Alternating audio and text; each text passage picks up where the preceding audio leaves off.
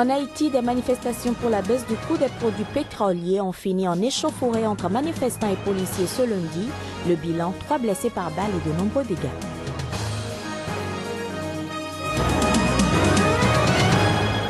Au Bénin, la fête dite de délit d'initié au COS-LEPI mettant en porte-à-feu le député Tchabisika était hier au cœur d'une conférence de presse donnée par l'opposition béninoise qui s'est prononcée sur le sujet. 16 morts et 35 blessés, c'est le bilan d'un accident au Nigeria dû à la collision entre un car et un camion dans l'état de Yobe.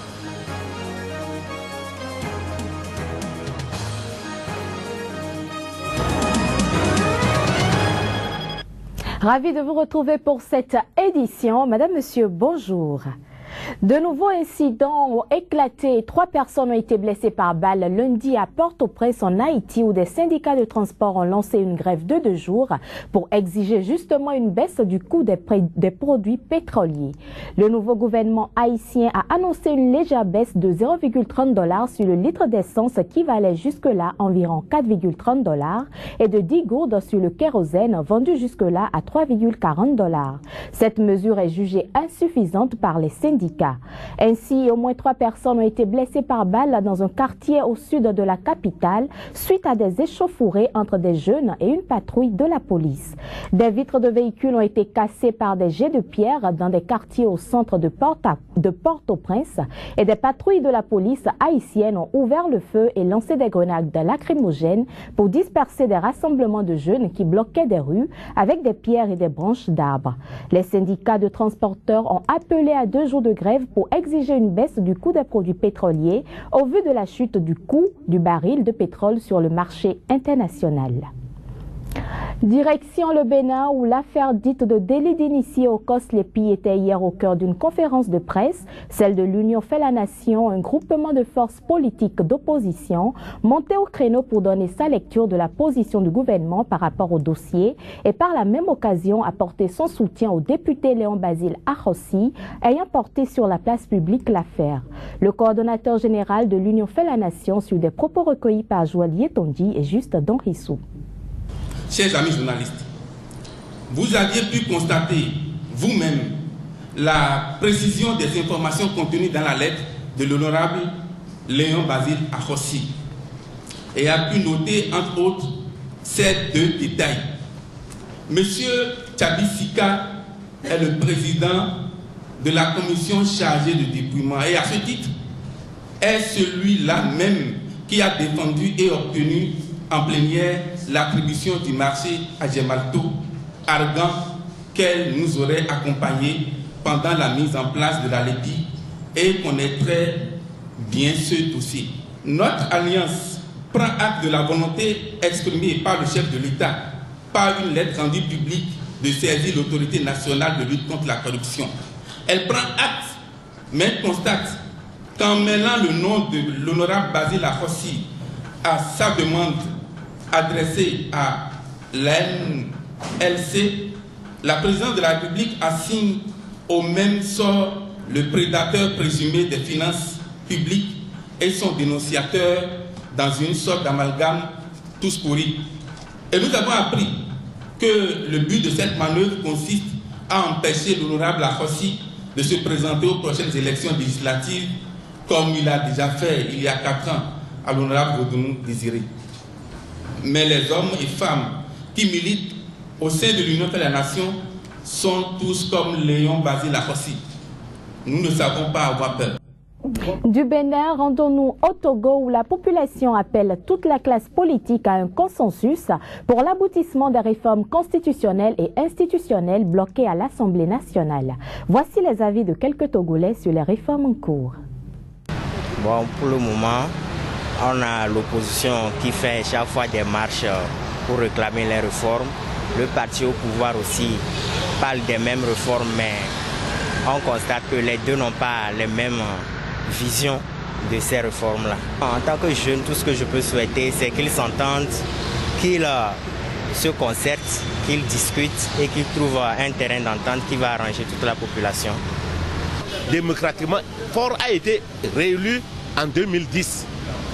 Comment se fait que ce président qui peut poser les jalons de la révision constitutionnelle et il ne sera pas candidat. Ça doit d'abord s'appliquer par lui-même. C'est lui qui doit montrer le bon exemple. Mais l'opposant dit que non, en aucun cas il ne doit plus se présenter.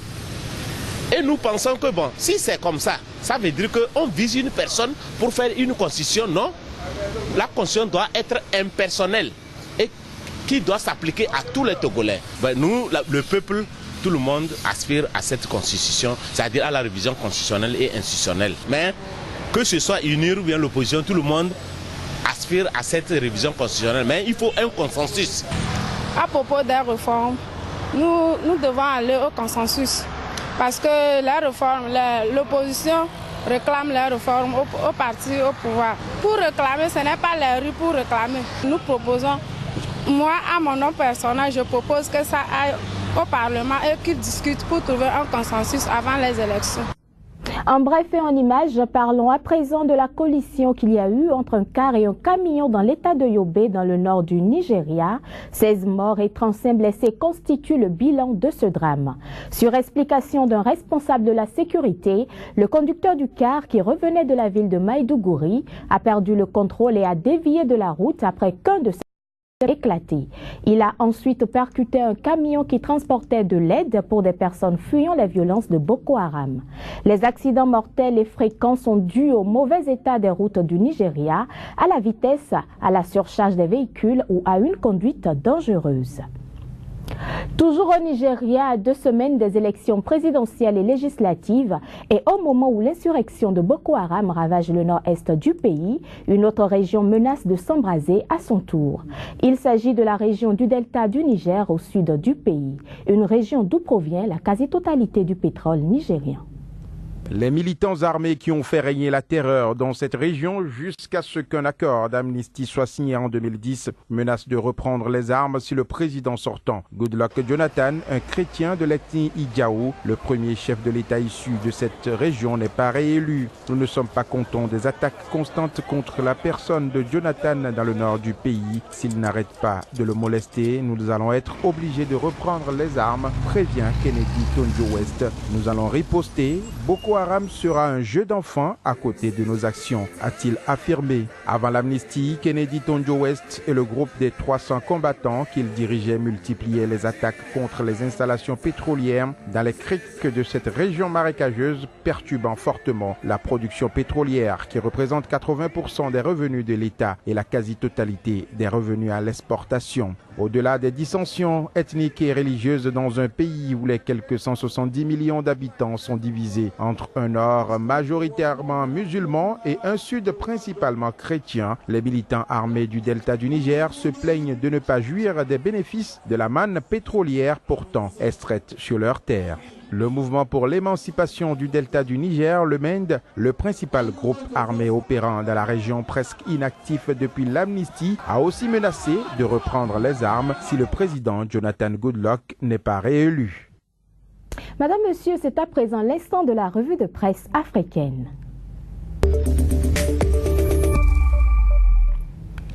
La revue de presse avec mon confrère Joël Yetondi. Joël Yetondi, bonjour. Bonjour Bella. Alors, à la une de la presse africaine ce matin, Goodluck Jonathan, le président nigérien, a échappé belle à Boko Haram. Tout à fait. La nouvelle nous est rapportée par le site d'information Net Afrique. Attentat à la bombe lors d'un meeting de Goodluck Jonathan à Gombe. La précision nous est ensuite rapportée par Nouvelles de Guinée. Le président échappe à un attentat. Et qu'il Africa, 2 femmes kamikazes responsables de l'attentat. Une vingtaine de blessés.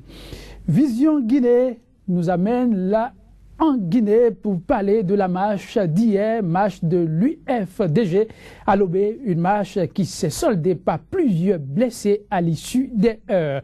Guinée Matin apporte la précision, 25 blessés dont un par balle à l'issue de la marche. Moriweb revient sur la condamnation des 188 islamistes.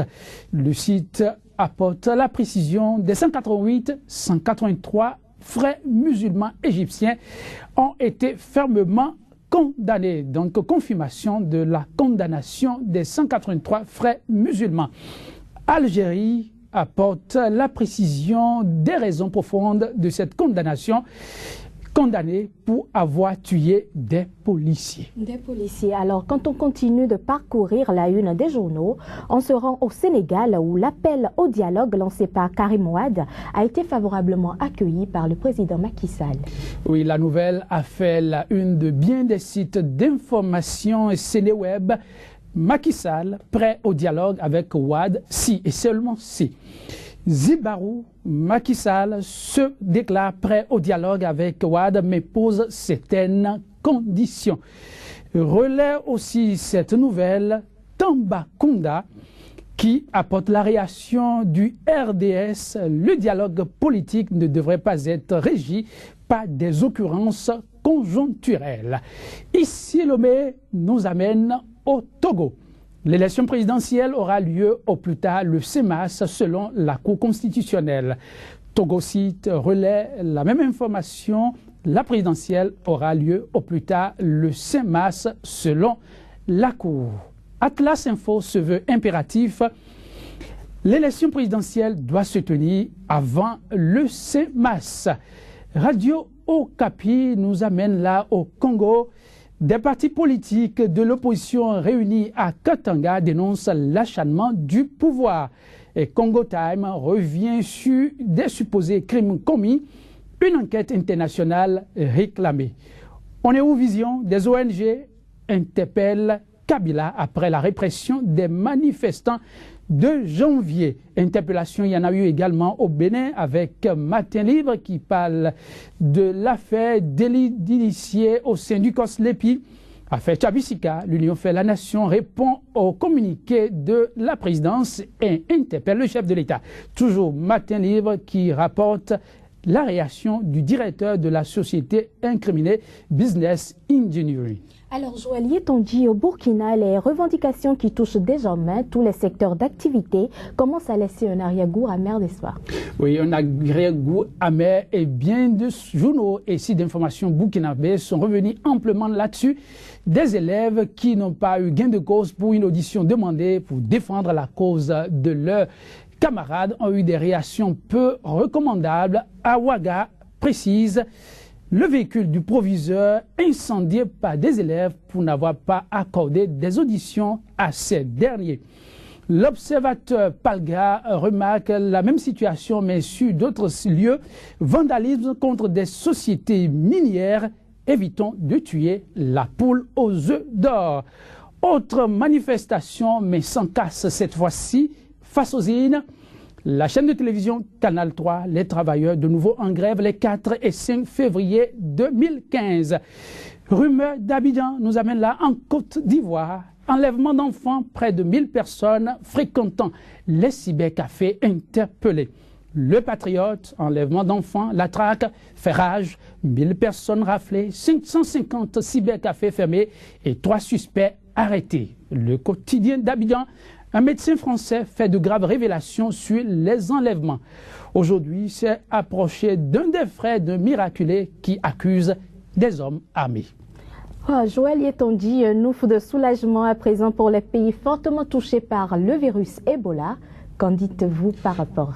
Oui, un ouf de soulagement, on peut le dire. Et les sites d'information ne sont pas restés en marge par rapport à cette question.